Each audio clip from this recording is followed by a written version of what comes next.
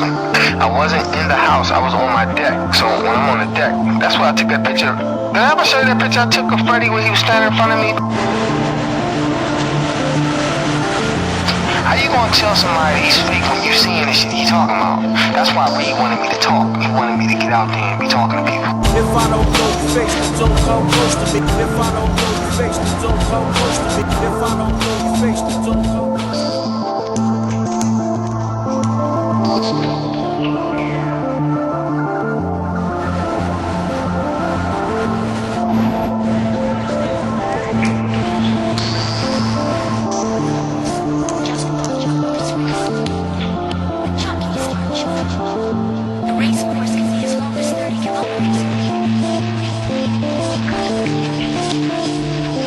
I never told you about that dude I saw walking towards my back, my deck. I ever tell you that? Yeah, I probably didn't want to tell you, scared. Yeah, one night I stepped out on my deck. Like 1:30, man, this nigga was like 5 feet from my deck. He was walking towards my deck. So when I opened the door, he was right there. Like, I don't know, like I guess he was about to jump up on my deck.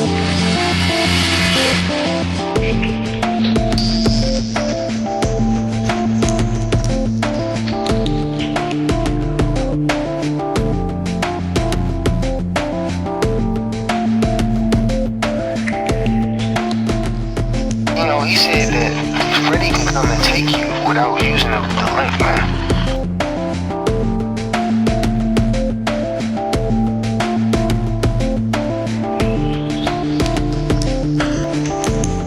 Remember we were talking about the alien you saw looking at you? That shit, it wasn't even looking at that shit, was right in my fucking face. I was like, you ready to come upstairs? I was literally like, you ready to come up and then I just see this shit right in front of my face, like looking right at me.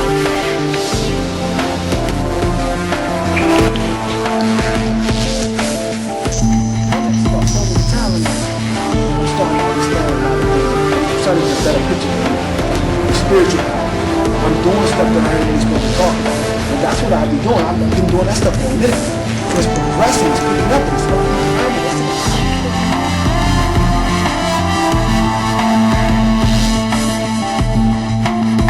Letter opener that's supposed to blow a hot coal and stick it down in your head about 3.5 inches into your skull.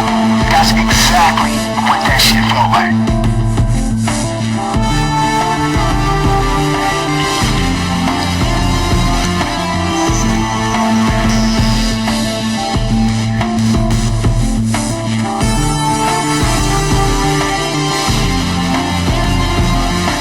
Man, my chest froze up like ice, man. Yeah, I was thinking about that last night. I'm like, what the hell was that about? The first thing I thought was somebody shot my ass right in the chest. And then that shit started spreading like in all directions from the center. Yeah, Dr. Majors when the mom said, oh, that's exactly. If I don't know your face, then don't come close to me. If I don't know your face, then don't come close to me. I'm up in the mix of action when niggas wanna kill me. You know what happens to most people after seeing a UFO? Any number of soft option kills will do it. Nerve gas, low frequency infrasound beams.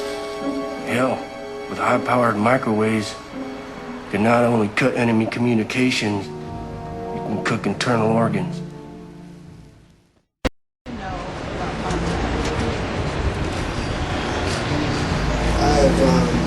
After dealing with the team in the West Coast, I was warned. They told me the people that are close to Jay, they were all tapped.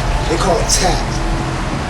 Tapped is it's a physical procedure that those races, when they're working with people on the surface of the earth, they literally physically tap their brain. Right? I got tapped on the 18th of September 2008.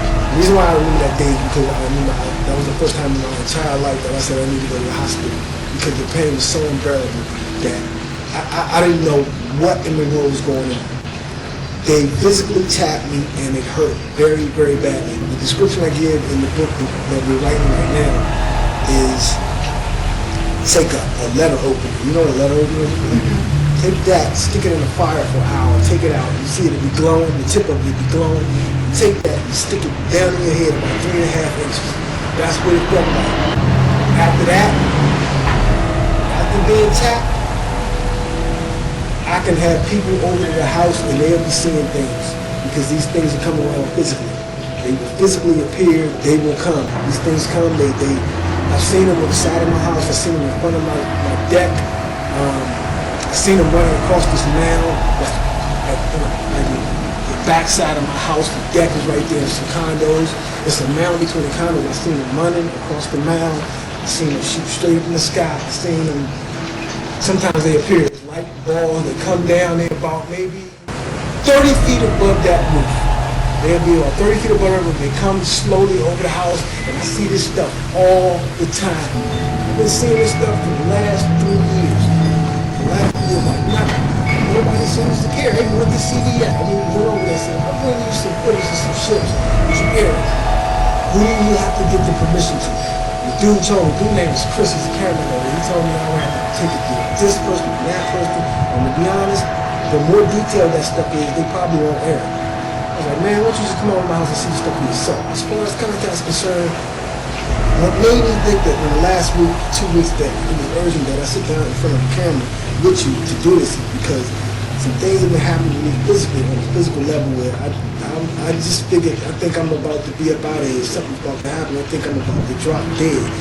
I've had 2 months ago an incident that happened to me on my deck when I was sitting in my chair because like I said, on clear nights, like tonight it would be clear.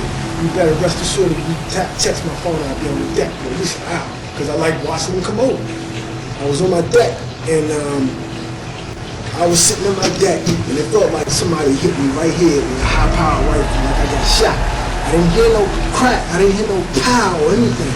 Just right here, it felt like I got shot, dead sitting on my chest. So I'm sitting in the chair and I'm looking down. I looked down on my stomach because I thought I was gonna see blood. I didn't feel no warm liquid or nothing. So I had this sensation in my chest and it felt like ice. The best way I can describe it is ice forming from the inside out. And I was shaking, I could not move. I tried to get up, I could not move a muscle of my body. I was shaking, and the only thing I could think was, once this, because it was spreading, it was coming from the inside of my body, it was spreading in all directions, forwards, backwards, to side, angles, it was moving outward in every direction, and it was felt like ice. And I was thinking, the first thing I thought was, this is what it feels like to have a heart attack. I am having a heart attack. I'm going to drop dead right here. That's what I was thinking. And the thought of that ice feeling covering my whole body, I was like, once that happens, I'm dead. That's the only thing I could think. I'm going to die. I'm going to die right here on my deck. So I fought, and it took me 3 minutes to finally break out of it. At the 2nd minute mark, I was able to take my hand, because the whole time I'm just like this. I'm like, I can't move, nothing. And I finally was able to break my arms up. I got up out the chair. When I stood up, I couldn't step. It took me another minute to take a step, to turn around, to open my sliding glass door, and get in the kitchen. After I got in the kitchen, I walked through the kitchen, went through the hallway, went around to the right, came and sat down on my couch. The TV's off, the lights on, and I'm just sitting there looking at the blank TV saying, what was that? What was that? I was like, I contemplated in my mind, I went over and I was like, he's having a heart attack. And I was like, then I thought, I don't ever remember hearing in my life somebody fall off a heart attack. Never. So I was like, that wasn't no heart attack. I don't know what that was. That was 2 months ago. Last Tuesday, now I'm sitting on the couch. And I'm just like this, sitting on the couch, watching a movie. And I felt something right here. It didn't feel physical, it felt like light, some type of energy. It was right here, and it moved, and it started moving up. And I was like, for a second, I was like, maybe it'll go away, because it was so small. But when it started growing, I was like, let me get off the couch, too, and let me change my position so this would go away. And I got up, it started coming up. It was coming up into my chest. And when I made that right turn, as soon as I got on my, I was going to shoot to the bedroom. I didn't even take the notes and turn the TV off. None of that. I was like, my objective was to get to the bed. And whatever's going to happen, I wanted to have my laying down. So I'm like thinking, this stuff's going to kill me. What else happened? As soon as I turned the right, made the right turn on my couch, I stopped in my tracks, couldn't move, fell against the wall. This thing shot up in my chest, and dropped me right there in my hallway. And I'm like, I didn't have no feeling of anything. I had no feeling of possessing anybody. I just could see out my eyes, and I could see the TV, the bottom of the TV. And the only thing in my head, I'm thinking, I'm done. Whatever just hit me. This is the end of my life. I'm dying. I'm gonna die right here. Blank out. 5 minutes later, I'm able to push myself up. I get up, go up in the bed, and I'm just thinking, I don't know what's happening. I don't know what's happening to me. And that's it. I don't even want to talk anymore.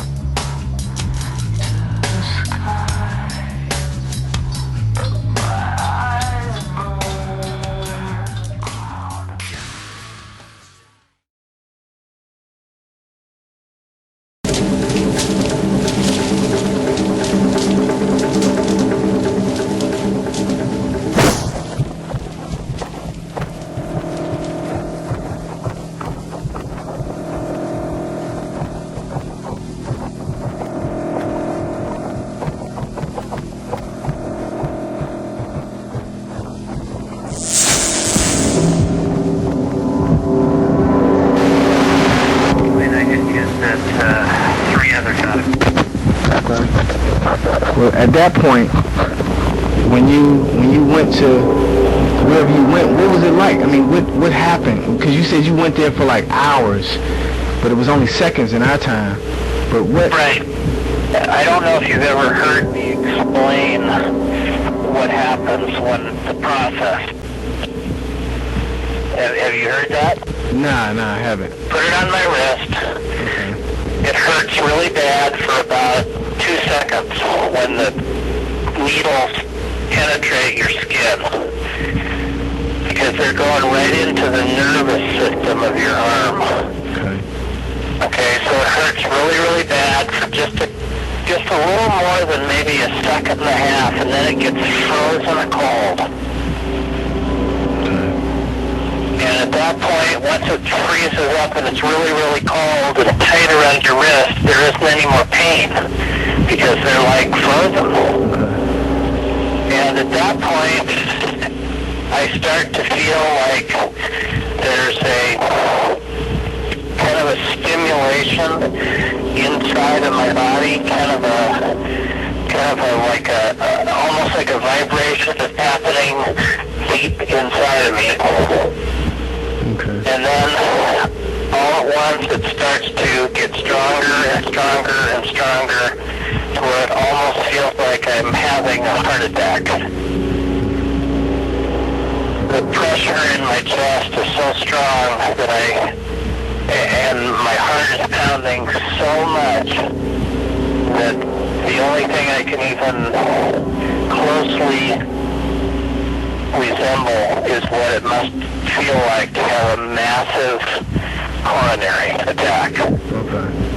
At that point, my vision starts to fade, starts to become dimmer, almost like becoming tunnel vision, where everything just starts to get fuzzy and darker. And it becomes darker and darker, where all I can see in my mind, the only thing I can see is this long, what looks like a tunnel, with a little tiny dim white light at the other end. But my vision is almost totally cut off. And then all of a sudden, it starts to go the other way, but it's not really fast. In other words, it takes, I think in actual time, from the time that my vision is clear until it's really, really, really dark and dim, almost where I can't see it all, it feels like about 10 or 15 seconds. And then this little light at the end of my sight becomes larger and larger and larger, and my sight starts to become clear. And at that moment, I realize I'm in this really, really big, all-white room.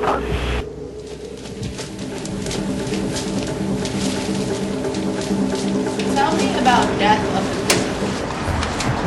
Death of the physical is just basically your body finally expiring, and it goes back to ashes, dust, earth. It goes back to the earth. The body is just a vessel for the spiritual component of what you truly are.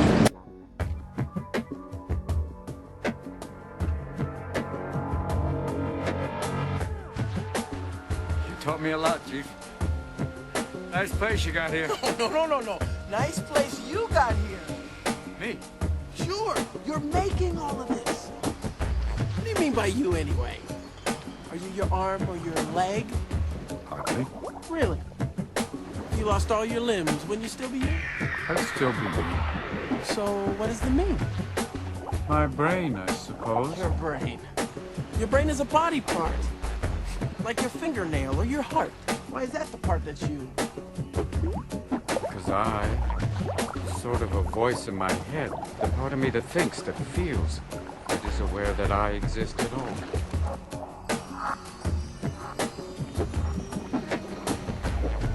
This is just a suit.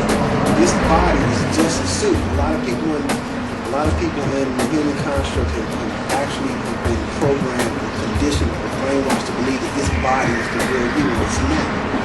What you are is the spiritual being. What you are is the spiritual being. Inside a physical construct or a physical vessel or vehicle. That's what they were trying to illustrate in that movie, The Matrix. That was Matrix trilogy. That's what they were trying to illustrate. That's why Morpheus was saying certain things in real life. Is that air you're breathing? Too fast. Do you believe that my being stronger or faster has anything to do with my muscles in this place? You think that's air you're breathing now?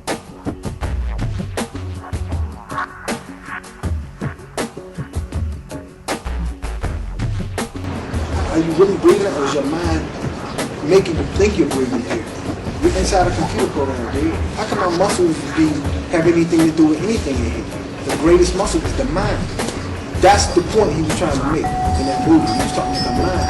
And the mind is the doorway to the source. And that's what they don't want you to know about. So that's the point of it. That's the main point I want to make is you're basically in a biological suit. That's a house. The spiritual components of what you are. You are a part of the source.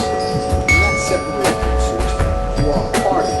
We've been programmed, conditioned to believe that the source or God or the creative source of all existence is something different from us. And it's not. We are a part of that. We are a small, minute part of that entirety, or that infinity.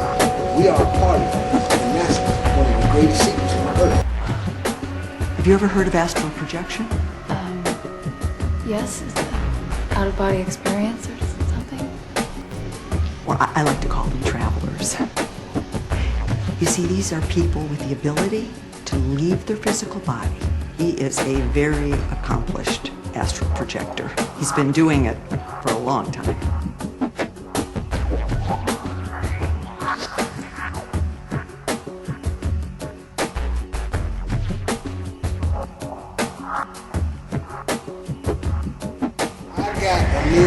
Fear of it because I was raised. You've never heard of it. I would expect you to be scared.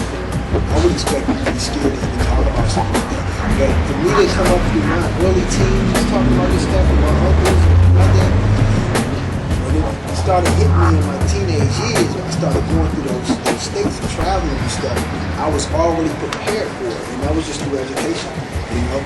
But I remember I used to talk about it. I used to tell people, I said, man, it's something the government ain't telling me. They're never gonna tell people this because everybody knew that. Everybody knew that I ain't talking about belief, man. I'm talking about actually knowing and experiencing the fact that you can step out of your body. It will be a revolt. It will be a revolt.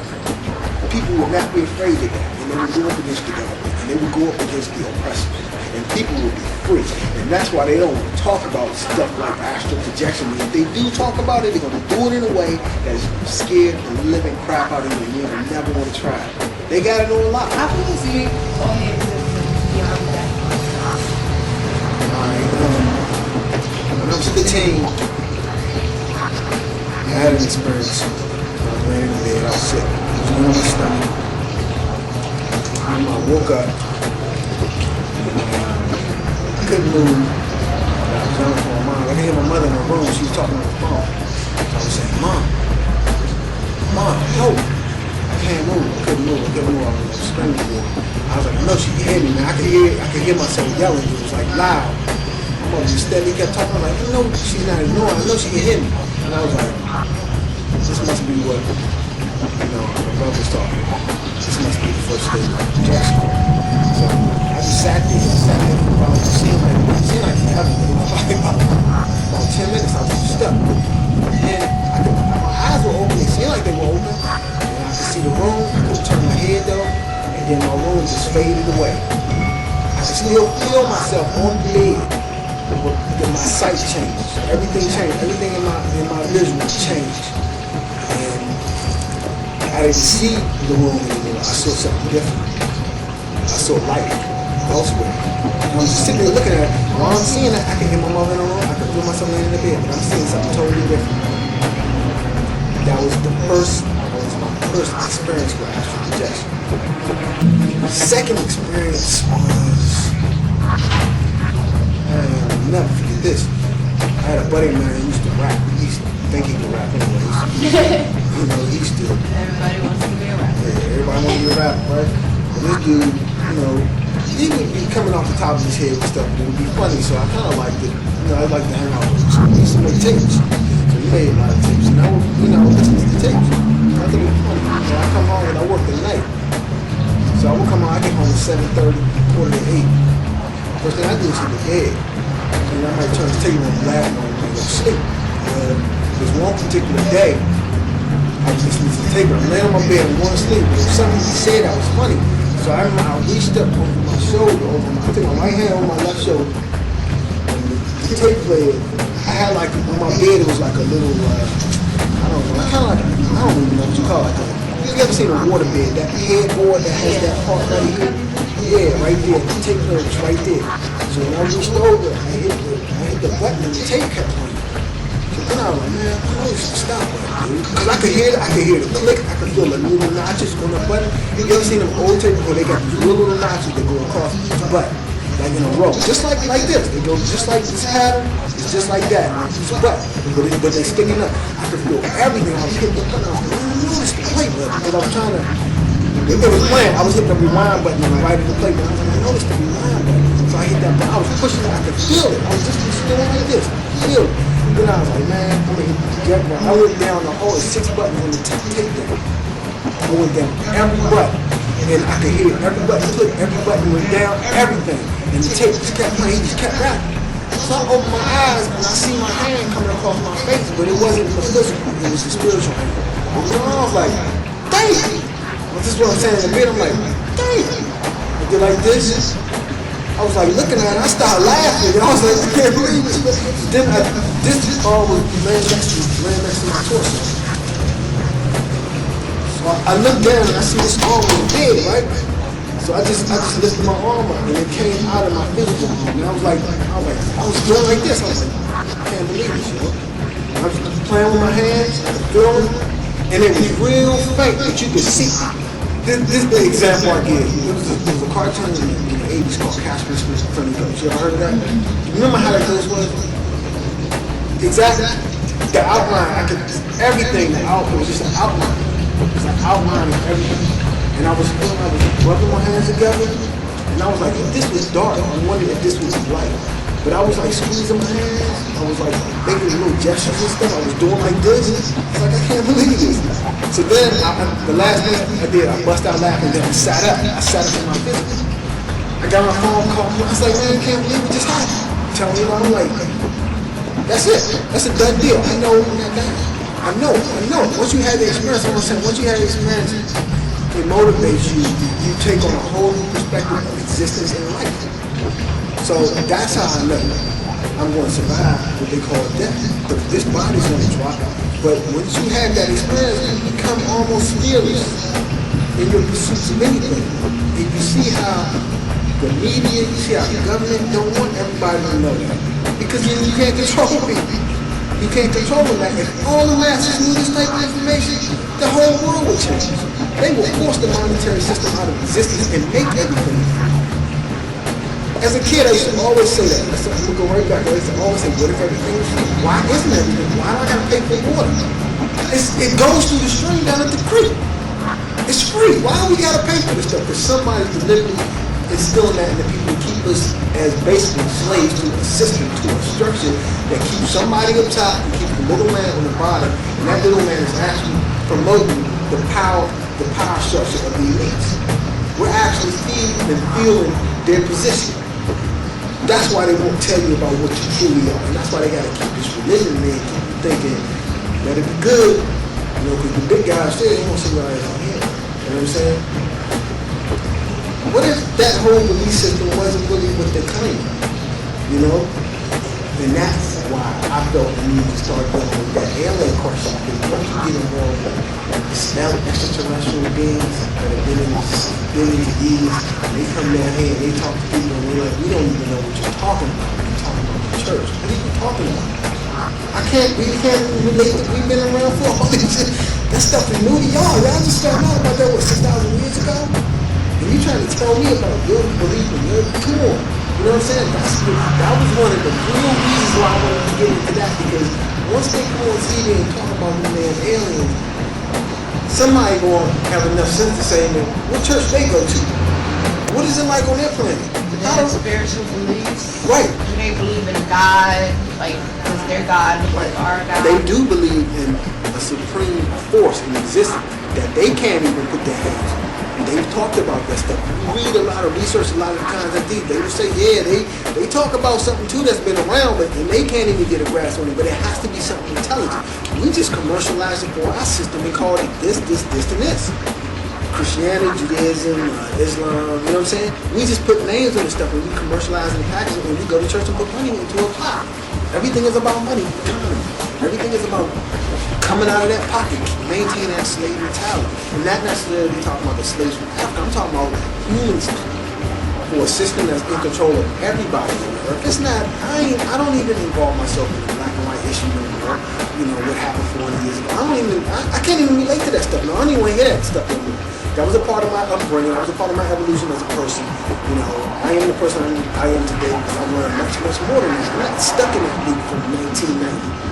People still talk about that, but that's how I know I survived death, through the projection of the astral body. And I can go into more experiences concerning astral projection if you ask me, but we can get into that, you know, on another day. Am I?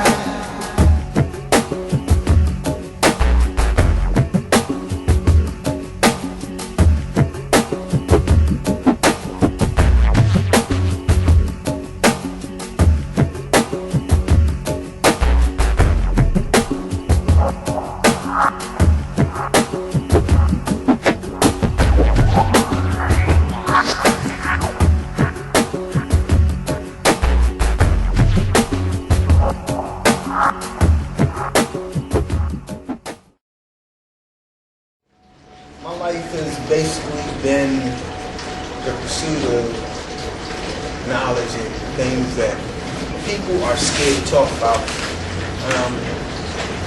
I wasn't your ordinary child growing up in the urban city or the ghetto or whatever, so my pursuits were different from all my peers. While they were playing basketball, playing football, even boxing, I wasn't thinking about none of that. I was thinking about life after death. I was thinking about ghosts. I was thinking about stuff that was beyond the norm. So, from an early age on, I was surrounded by people in my immediate family, and that's basically all they talked about. When we would socialize in the living room, my mother, my father, my brother, and me, those were the conversations we had. We didn't talk too much about the latest singer, Beyonce or Diana Ross or whoever the hell was out at that time. We didn't care about none of that. Or they didn't care about none of it, and my interests were peaked from them talking. Okay, and that's all they talked about. That's all they talked about. You know, my mom had experience with ghosts. Her family, her side of the family had experience with ghosts in the house. My dad had his stories, and my brother had his stories about floating above his bed at night, walking around the house at night. People being able to see him, and he could see them, and he was talking to people that he said they were dead. I'm driving, I'm speeding, I feel like I'm dreaming. I'm thinking, I'm drinking, it's crazy. Funeral, my sister is gone. The dials past 80 is hazy. I can't see straight on this freeway, no seatbelt on. I'm bugging. What's ahead? I see something. I can't tell if it's going or coming. Suddenly, I see a light and hear a horn. It's headed straight for my face. I try to smash on the brakes. It was too late. Was this my fate? I went through the windshield, but experienced it from the backseat. I watched my body go through. Then flames blew. I felt the warm beam of light. Next thing you know, we both swimming through space. They showed me ancient Kemet, they existed this place. At peace, I saw the Canaanites, warm flames of light, the ancient Hittites, a place with 12 suns that lit up the night. A voice said, welcome, my vision got bright. So I grew up in a family like that. So imagine a child coming up in the 70s and the 80s, and that's what he's hearing. That's what I was hearing all my life. So that is what I was raised on. That's what I was raised on. And it never stopped. The information that I pursued, it continually progressed. And I wanted proof. I didn't want to just hear stuff and believe it. I didn't want to just hear stuff and believe it. I wanted actual proof. I wanted to be able to say, I know that that is a fact. I know it's a fact because I had the experience. That's basically been my main objective, to find out. Number one, I was scared as hell when I was told about, as a little kid, and your mother and father gonna tell you, you're gonna die one day. What am I supposed to think? It's like, I'm thinking in my head, I'm gonna be sitting in a box forever. That was like, that thought was so scary, terrifying. Terrifying. That thought was so terrifying. So I was like, I gotta find out about this. I gotta find out what's gonna happen when I die. Because I'm gonna die, I'm not gonna live forever, so I'm gonna die. I want to find out what's gonna go on after that. So, you know, that's basically been my theme in life, to find out where am I going to go after I leave this stage of existence, you know? So that's basically been me. I sought many different topics that were beyond the norm. I sought those out and read on them and researched them. And I would come to my own conclusion on things like whether I thought it was true or not. And the funny thing is, the wilder the story is, the more I would be interested in researching it, because the stuff that I've been through, if I talked about it, people would think it was the most insanest thing that they've ever heard in their life, and I know it's a fact. So when I hear a crazy story, I'm like, I'm not going to doubt it, I'm going to hear them out, and then I make my own judgments. And you know, if I have any questions, I will reach out to that person and talk to them. That's how I am. I don't take other people's word for anything. I step to the source and I talk to the source, and I'm going to base whatever I think concerning their story on how I feel, the way they're coming to me and the way that they're telling me the story. You know, I might scrutinize it, but if I think something's possible, and I don't put nothing past anything in there after the stuff I say. If I think something's possible, I'm going to go for it. If I think it's worth it, I'm going to go for it. And that's just how I've been.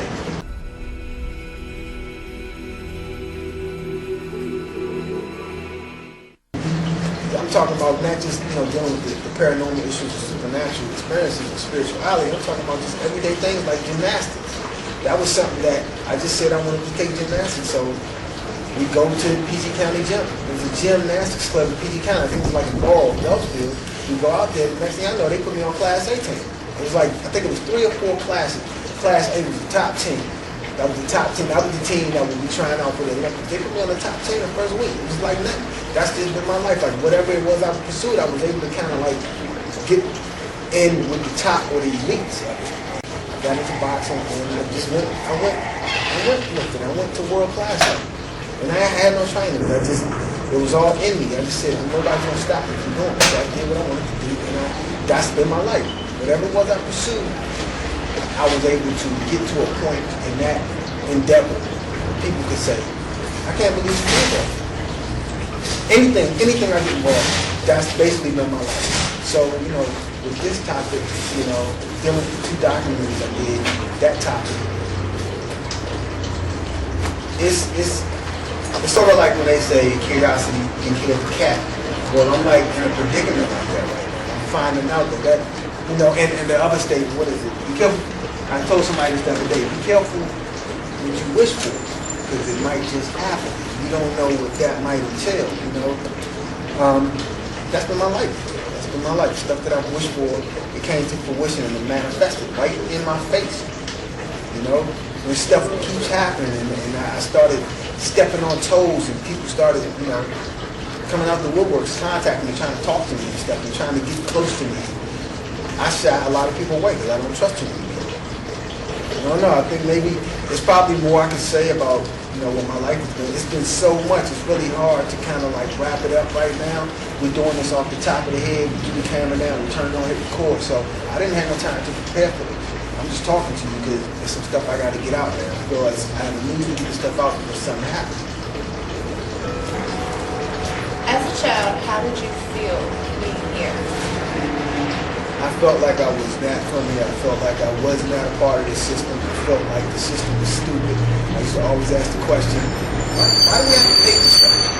Why can't everything just be free? I wish. You know what I'm saying? That was the type of stuff I was thinking. I was like, why are you pulling something out of your pocket? And paying for that. When that stuff is free, it comes up out of the ground. Like grape juice. That was like one of my favorites. Grape juice. Grape juice. It was something else. I think it was grape juice and it was like orange juice. Those are my two favorite drinks. And I'm like, that stuff is free. It grows on trees. You know, once I figured out they get it from grapes and sweet grapes, pour it in a bottle and drink. I think it's free. Why are we paying for stuff that grows free?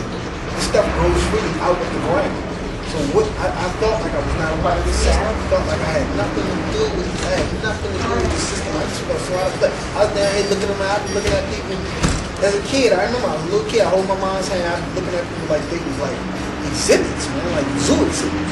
I would my mom be walking me through DC, and I'd be looking around like I'm in a circus, yo. I'm like looking like, you know, what's going on down here?